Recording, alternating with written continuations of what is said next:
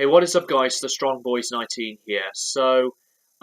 This is going to be another video to dedicate for two people. But first of all, I would like to say thank you for those people who decided to click on my last video, which was my tribute video to Peter Sallis, who still stands out to me as uh, one of these people that means a lot to me from my past. Because as I said from my video, that I'm a huge fan of Wallace and Gromit, and Peter Sallis meant a lot to me. So yeah. Um, Anyways, let's move on from that. This is going to be another tribute to two musicians, as I've said, and the reason why I didn't do them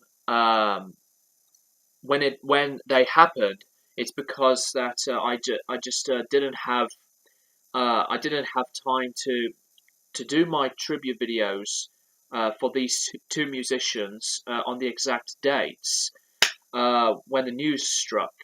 Um, anyway, Chris Cornell and Gregg Allman from the Allman Brothers Band. Let's start off with Chris Cornell. Chris Cornell, as much as I did enjoy Audioslave and Soundgarden, Cornell for me is a huge and important figure of rock music, and it's not because that I liked both of those two bands for the music, but Chris Cornell is really one of these perfect examples why I think they are they are huge bands, and his style of singing, incredible, full of emotion and um, you know power to his music, and the way that he sings is just outstanding. Um, he, to me, is one of the greatest vocalists of all time, and I just didn't really think of other vocalists that have a strong vocal range, other than Freddie Mercury, um, than Chris Cornell. Yeah, Freddie Mercury is my all-time favorite vocalist, but for Chris Cornell, if I would make a list of the best vocalists ever, I would absolutely put Chris Cornell in that list. Um, I just think that him as a songwriter as well, not just a vocalist, but as a songwriter, um, insanely talented and brilliant. Um, even though one of the first bands that you know that got me introduced to music were Audioslave and Soundgarden. So I think Cornell did definitely deserve to get a huge amount of acclaim, respect, um, and to be known for many of us as a huge important musician from different generations. So God bless you, Chris. Now to Gregg Allman. I have been a huge fan of the Allman Brothers Band for a long time, and I did a Facebook live stream where I played some Allman Brothers Band records dedicated to Gregg Allman, and I did spin my vinyl copies of Eat Peach and at Fillmore East.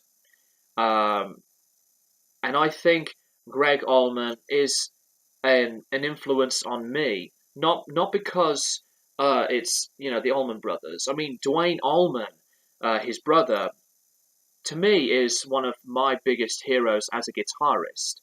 But when I listen to the Allman Brothers Band's music, I always think that Gregg had a brilliant style of voice, and his vocals, again, like Chris Cornell's, he sang these words with expression and um, you know power. You know what I'm saying? So um, when I heard that Allman had passed from liver cancer, it made me stunned.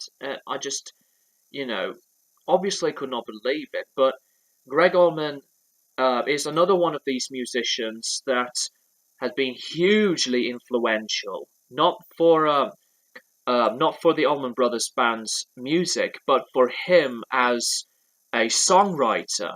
And I think he will always be one of the strongest and perfect parts why I think he is that big of an icon as a musician. And I'm very glad that I've been a big fan of the Allman Brothers Band for a long time. So, yeah, he's now up there with Butch Trucks, um, Barry Oakley, and Dwayne Allman.